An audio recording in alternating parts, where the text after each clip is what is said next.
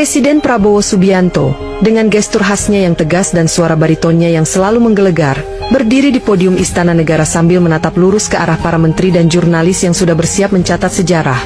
Lalu tanpa basa-basi ia mengumumkan bahwa mulai hari ini, koruptor yang terbukti mencuri bahkan Rp1 pun dari negara akan langsung menghadapi hukuman mati. Pernyataan itu seperti ledakan dinamit di ruang konferensi yang biasanya penuh dengan suara batu pejabat dan gumaman wartawan. Sebab tak ada yang benar-benar menyangka bahwa janji kampanye yang dianggap sekadar retorika ternyata langsung diubah menjadi kebijakan tanpa basa-basi. Dalam hitungan menit, media sosial Indonesia meledak dengan berbagai reaksi, dari mereka yang bertepuk tangan penuh semangat layaknya menonton film aksi hingga yang langsung meratap karena sadar bahwa mereka mungkin sudah mencuri beberapa rupiah dalam bentuk anggaran fiktif, kwitansi palsu, atau marko perjalanan dinas yang tak pernah terjadi. Di sisi lain, beberapa pengamat hukum mendadak menjadi selebritas dadakan di berbagai stasiun televisi, mencoba menafsirkan apakah kebijakan ini memang sah secara konstitusi atau hanya sekadar gertakan politik yang akan hilang begitu gelombang euforia masyarakat mereda. Di dalam ruang sidang kabinet yang baru saja ditinggalkan Prabowo, beberapa menteri mulai saling pandang, ada yang menggenggam botol air mineral dengan tangan sedikit gemetar. Ada pula yang langsung membuka buku catatan anggaran mereka untuk mengecek apakah ada transaksi mencurigakan yang bisa menyeret mereka ke eksekusi regu tembak. Sementara itu, di sebuah kantor pemerintah di daerah, seorang bendahara proyek pembangunan gedung sekolah mendadak mengalami serangan jantung ringan setelah membaca berita di layar ponselnya, menyadari bahwa selama ini ia memang terbiasa menyisihkan beberapa juta rupiah untuk keperluan pribadi. Berbagai reaksi terus bermunculan, tetapi satu hal yang pasti, Indonesia baru saja memasuki babak baru dalam sejarah pemberantasan korupsi, dan tak ada yang benar-benar siap menghadapi konsekuensi dari kebijakan ekstrim ini.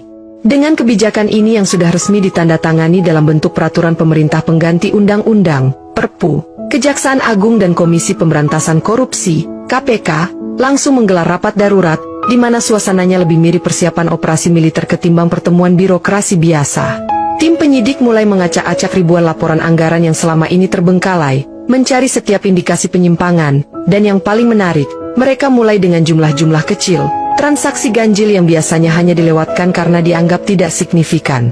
Di sebuah kota kecil di Jawa Tengah, seorang kepala dinas tiba-tiba didatangi belasan petugas KPK yang membawa berkas setebal bantal hotel, mendapati bahwa ia pernah menggelapkan dana operasional sebesar Rp3.750 untuk keperluan rapat fiktif, yang pada saat itu dianggap remeh tetapi kini bisa menjadi tiket satu arah ke regu tembak.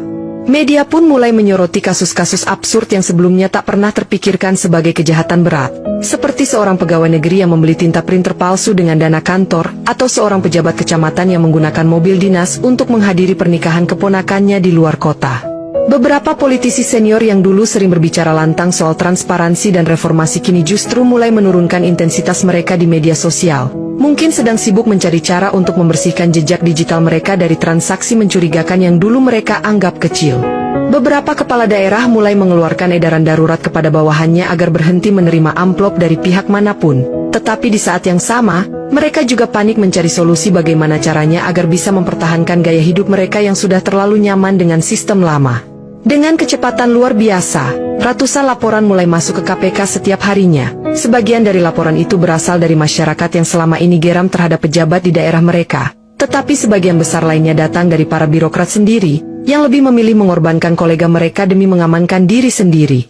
Dalam waktu kurang dari 2 bulan sejak kebijakan ini diterapkan, efek domino yang mengejutkan mulai terasa di berbagai sektor, di mana proyek-proyek pembangunan mulai melambat drastis karena para pejabat daerah lebih memilih menunda segala bentuk keputusan anggaran daripada mengambil risiko yang bisa berujung eksekusi mati.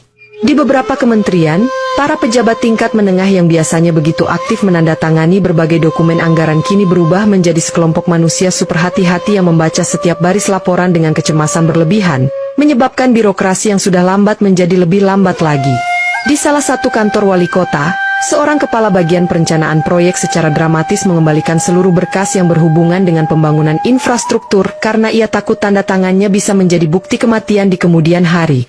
Dunia usaha juga mulai merasakan dampak kebijakan ini, terutama para kontraktor yang mendadak kesulitan mendapatkan pencairan dana karena pejabat yang bertanggung jawab menolak menandatangani dokumen meskipun proyek mereka sudah selesai dengan baik. Seorang gubernur di salah satu provinsi di Sumatera bahkan mengajukan surat resmi kepada Presiden Prabowo, meminta agar diberikan panduan teknis yang lebih jelas mengenai batasan hukum korupsi skala kecil. Tetapi surat itu belum mendapat balasan karena istana sibuk menangani polemik yang lebih besar. Sementara itu, para jaksa dan penyidik KPK mulai kewalahan dengan jumlah kasus yang masuk, karena ternyata hampir setiap transaksi anggaran di pemerintahan memiliki potensi penyimpangan yang jika ditelusuri lebih dalam bisa berujung pada tuntutan hukuman mati.